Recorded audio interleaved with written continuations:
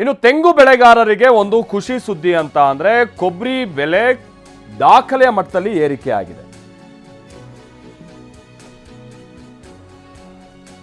1 quintal ಕೊಬ್ಬರಿ ದರ ಸುಮಾರು 32,000 ರೂಪಾಯಿಗೆ ಏರಿಕೆ ಆಗಿದೆ. ತಿಂಗಳಲ್ಲಿ ಕ್ವಿಂಟಾಲ್ ಕೊಬ್ಬರಿಗೆ 8ರಿಂದ 10,000 ರೂಪಾಯಿಯಷ್ಟು ಏರಿಕೆ ಆಗಿದೆ.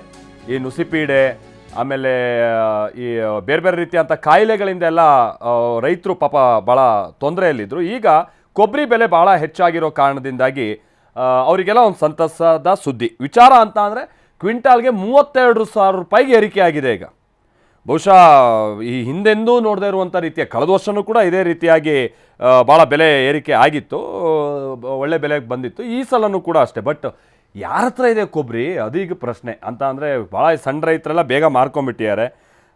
ಬಟ್ ಇನ್ನು ಉಳಿದಂಥವರು ಕೂಡ ಈ ಸಲ ಇಳುವರಿ ಕಮ್ಮಿ ಅಂತ ಹೇಳ್ಕೊಂಡು ಸ್ಟಾಕ್ ಭಾಳ ಕಮ್ಮಿ ಇದೆಯಂತೆ.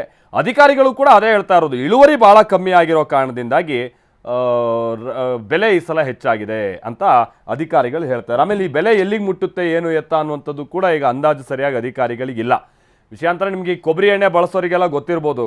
ಎಲ್ಲ 200-220 ರೂಪಾಯಿಗೆ ಸಿಕ್ಕಿತ್ತಾ ಇದ್ದಂಥ ಕೊಬ್ಬರಿ ಎಣ್ಣೆ ಲೀಟ್ರು ಈಗ 400-500 ರೂಪಾಯಿ ದಾಟಿ ಹೋಗಿದೆ ಈಗ. ಯಾಕಂತಂದರೆ ಆ ಪ್ರಮಾಣದಲ್ಲಿ ಕೊಬ್ಬರಿ ಬೆಲೆ ಹೆಚ್ಚಾಗ್ತಾ ಇದೆ. ಹಾಗಾಗಿ